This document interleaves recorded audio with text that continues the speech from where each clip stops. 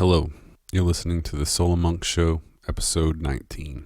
Normally I write some of this stuff out. I try to think of what I'm going to talk about and then go from there, but it's really hard for me to think about what I should talk about or what I should use my voice for, because I don't particularly think that my voice is all that valuable, but the things I can do with it, or the things I can do with my hands, my brain, and playing with symbols and abstractions, that seems more valuable than me straight up just talking into a microphone and expressing my feelings or my experiences. I don't have a strong feeling about my experience or the value of my experience to other people, because I've been taught, through most of my life that, that I don't really matter and that I'm very disposable. The personal relationships or, being involved in the music scene and only having friends when people are using me for something. My personal relationships, people only around or interested in me when they can get close to the fire, so to speak. Because when you do a lot of stuff, people see you as mobile, and a lot of people feel stuck. So they see a mobile personality, a person who learns, a person who adapts, a person who creates, a person who changes, and they want to jump on the train or catch a ride to the next station or soak up some synthesis because it's too painful to build a thesis, come against the end of that, die, create something new paradigms, new synthesis. Because every time you learn, every time you change, you have to kill yourself. Like your assumptions, your memories, the way you comprehend your memories, And it gets very painful having to do that over and over and over again. And it's kind of a lonely walk.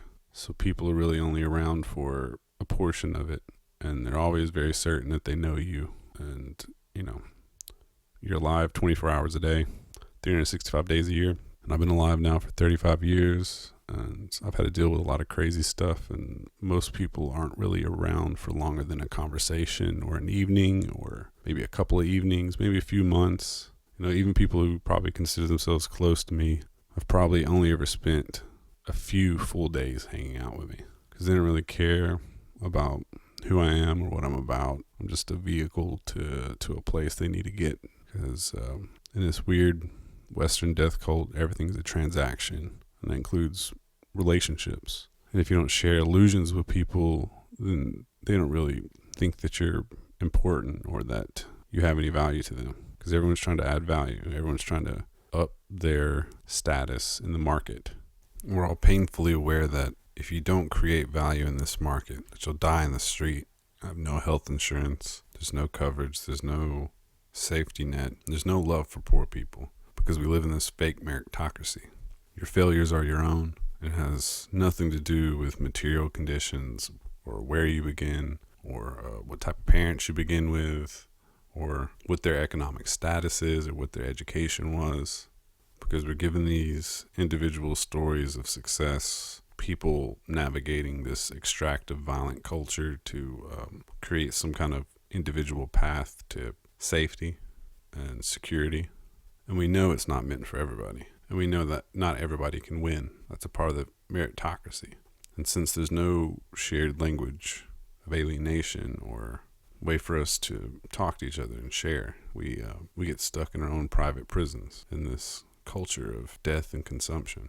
And it doesn't really matter what part of our culture that we think that we're living inside of, whether it's arts, music, literature, business, finance, whatever kind of modality of labor or what you think you're doing, it's all the same thing. Every bit of it. It's to commodify, monetize every externality to human life, whether it's your thoughts, whether it's your relationships, whether it's, from your reactionary identity to sycophant identity to anything, it's covered and it will be worked. And when you're gone, no one will remember anything. It doesn't matter how great you are at this, that, or the third. People dream of labor now. They've beaten us. There's no coming back. People talk shit on others if they don't dream of labor. If you're depressed or if you're just having some kind of parallel thoughts to endless consumption, it all goes back to the same thing.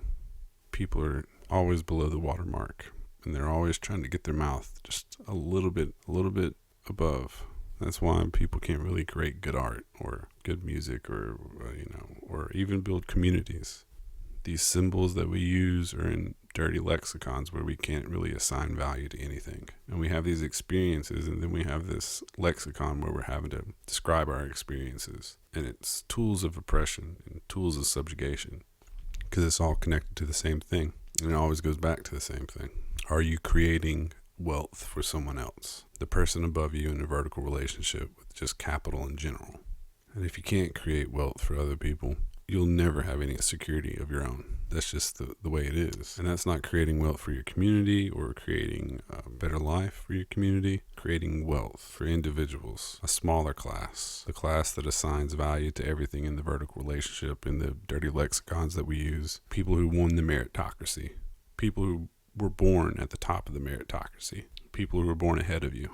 People who have places to live while they attend college and sort through their identities and sort through, what's the best way to extract out of my community? What's the best way to take more than I give to build my own little private empire, my own little dictatorship? And then they take it a step further and they try to find ways to culturally make it acceptable to be an extractive piece of shit, to be a manipulator. Manipulation is intelligence, that you're actually way smarter than everyone else when you can accrue billions in wealth while people go hungry and people die, while people go without medicine.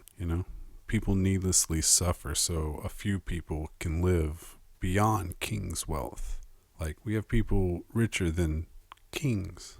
They become spiritual symbols, and everyone looks to them for some kind of meaning, some kind of meaning between here and death. And it's a part of the whole thing that we need ritualistic distractions to keep us from thinking about death. That's what consumption really is. It's to fill the hole that's coming, the nothingness, the void.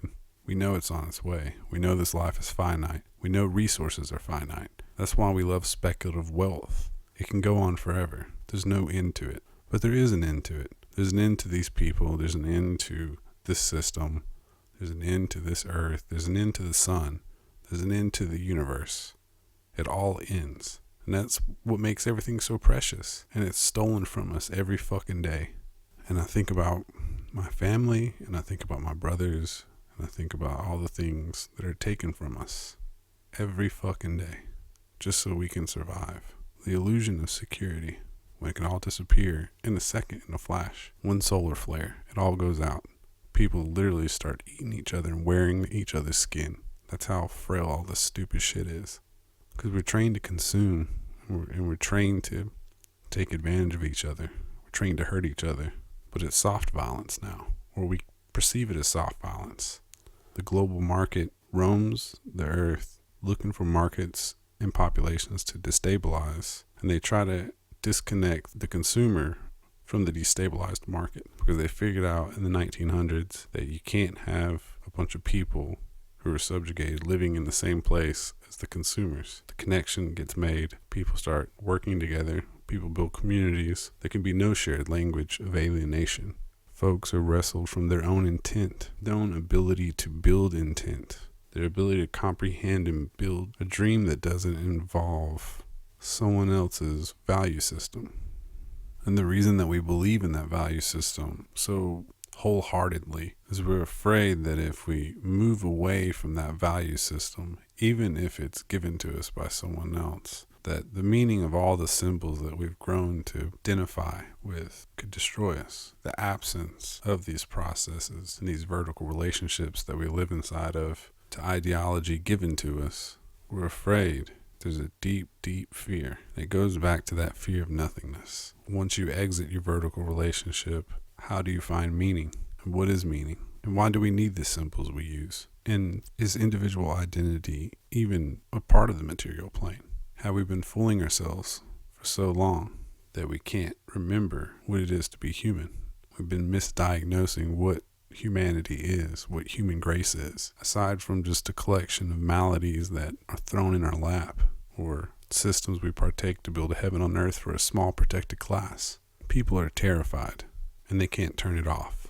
When it would be so easy to just look to each other, look to your left, look to your right, Look to the people that have helped you build your life. These are the ones who deserve a say in what the symbols mean, where value is assigned. What is the value of human life? How many people got to die for the symbols given to us? How many people have to live their whole lives bleeding for the symbols? To me, it seems way scarier to spend all my time supporting something because I'm afraid. And I honestly don't want to be in any system that I can't question what I'm doing, why I'm doing it, how long I'm going to be doing it, and what happens next. Because there's one thing that is very certain. Death is coming. And once we join the void, it won't really matter.